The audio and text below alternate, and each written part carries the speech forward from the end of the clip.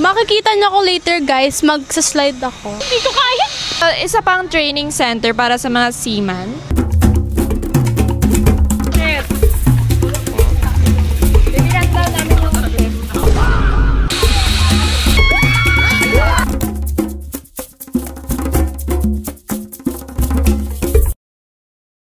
Hey guys, it's Maya from Sauce Girls and I'm here with Krisa! Yang! Chichi, Katie. Okay, so now we're on our way to Monte Vista Resort to meet Ellie and her dad. Let's go. Hi! We are Sauce Girls and welcome to Monte Vista Beach Resort. So guys, welcome to Monte Vista. So firstly, as you enter, we can see our training center for the seaman here. And we have a boat, a replica of a boat here. And we will check that out later. So that will be the best part later. Okay. So saan tayo ngayon papunta? So firstly, ipapakita ko sa inyo yung mga amenities here sa Monte Vista. Oh. Like our pool, our little games. Okay. Yeah. This is the pool. May pool daw tayo. Are you guys ready? Are you Actually, kayo na pa nila hinihintay yun. Nasa biyahe pa lang kami. Yeah. Gusto na nilang tignan yung pool area.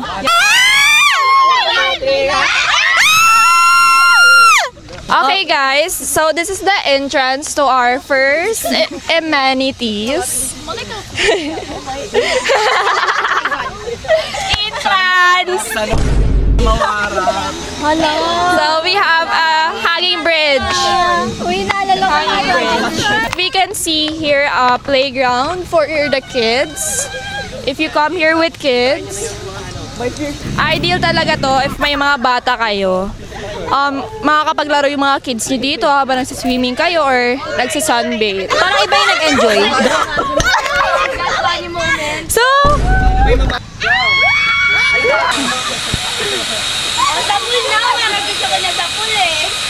this is our nest, guys.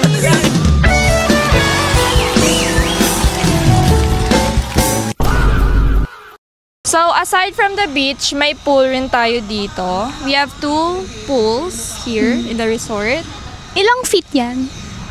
Ito, like, parang from there sa dulo, it's 3 feet. And then, pahaba dito, naglalalim siya, up to 6 feet yung pinakadulo niya. Kahit ng papa niya! And we also have a slide here para sa mga kabataan. Makikita niyo ako later guys, magsa-slide ako. Yes. So parang ganito. Going back to Honolulu just to get that Maui Wowie, the Maui Wowie. Hallelujah! Hindi ko kaya. So ganun siya guys. And makikita natin octopus zoo. May octopus slide din tayo Octopusasu. dito. Octopussy! So, currently, under renovation siya. The public shower, kasi before you get into the pool, you need to shower first. Bawal maasim dito guys. This is our mini golf course. Dito it's a mini golf, and how it works is dito may number yung kada hole natin here.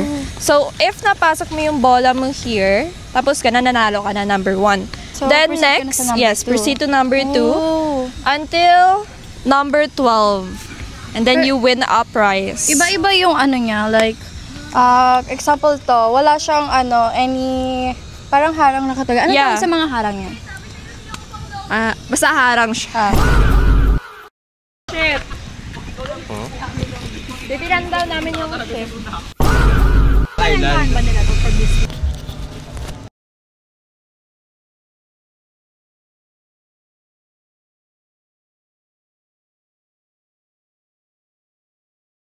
Ganito kasi si Lab, guys. Kapag nag-aaway kami, binibilhan niya ako ng fries, milk tea, burgers. So guys, we're here na sa barko natin, which is called New Sim. It is a training center for the seaman. May seaman ba dito ngayon? Wala, pero makikita natin yung mga lesson nila, yung training nila, yeah. Okay guys, so nasa loob na tayo ng replica boat. So, etong mga gamit na to, ito ba yung mga pang scuba dive, ganun? No, ito yung equipment nila for their training. So, nag-train sila ng real life situations. So, if nasa barko na sila, alam nila gagawin nila.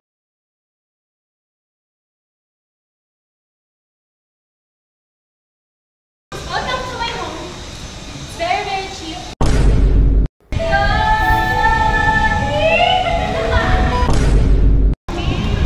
So guys, ito yung mga dorm ng ating mga seamen.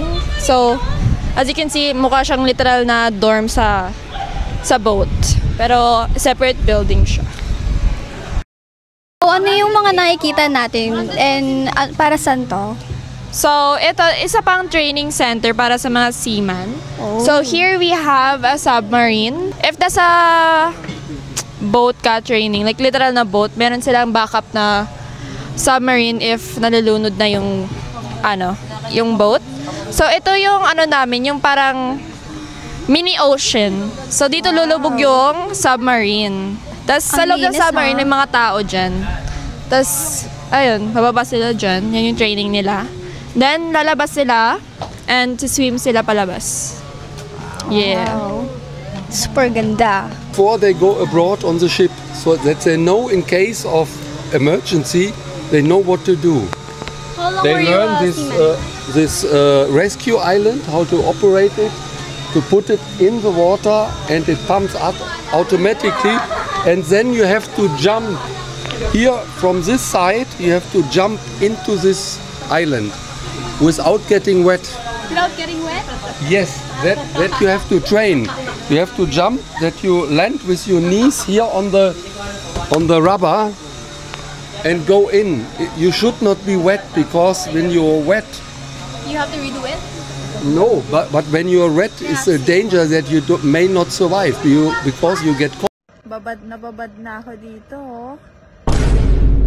cold. On the ocean it's cold, you know.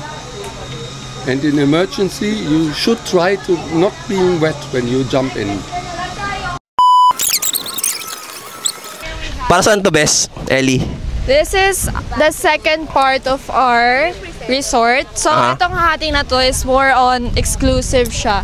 So, if may mga guests kami or may mga celebrity, dito namin sila nilalagay. Kasi, more on the quiet side siya. And, yes, may kami here, may helicopter landing. That's sa helipad? Yes, meron. And this is our Court. basketball. Pero, so, usually yung mga nandito, VIPs, Yeah, mga VIP. celebrities, for privacy. Yeah. Itong side na to. Ah, okay. Yeah. Kaya, punta tayo sa helipad.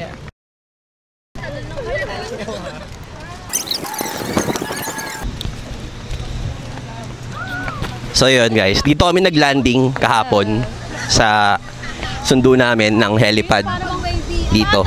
Tapos kakaalis na ng helipad. Pagdating ng Sunday, sunduin kami ng helipad.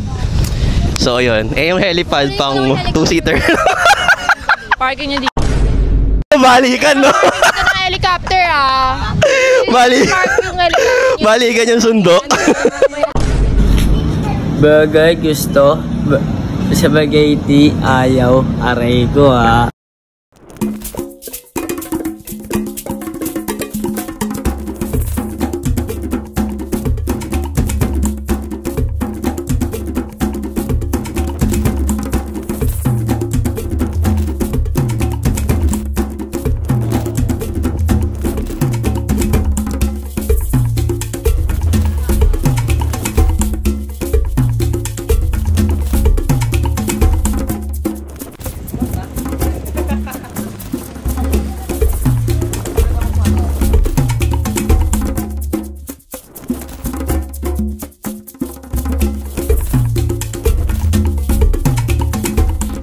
Good afternoon. How much po yung open area nyo?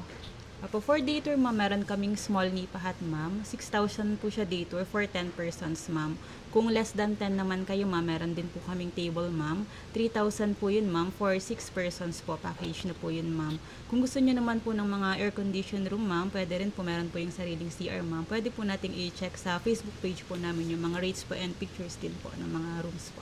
I see. Thank you. And may access na kami nun sa buong resort. Yes po, ma'am. Pool and beach na po, ma'am. Oh, thank you. Thank you you. po.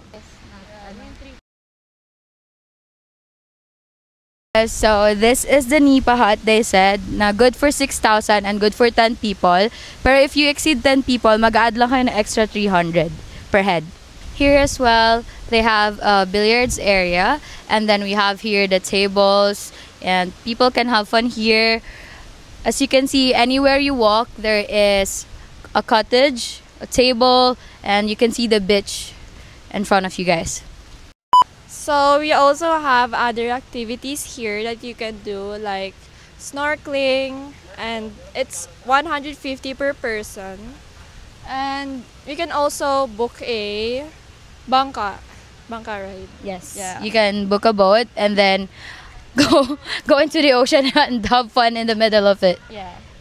So this is their open big family Nipa hut, and you also have this like little gazebo over here straight to the beach, and then you can also rent a videoke. You can play videoke from 8 a.m. until 11 p.m. as well, but they're not that strict with the videoke, guys, so if you want to extend, you can.